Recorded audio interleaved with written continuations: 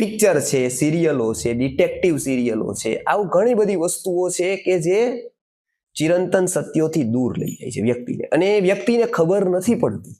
એને એમ થાય છે કે હું મનોરંજન કરું છું, પણ એના સબકોન્શિયસમાં એની કેટલી બધી અસર થાય છે. જો એ ન થતી હોત તો એ આટલા વર્ષો સુધી ચાલ્યા ન હોત, અને આટલા કરોડો રૂપિયા એડ માટે આપતા ન હોત કંપનીવાળાએ.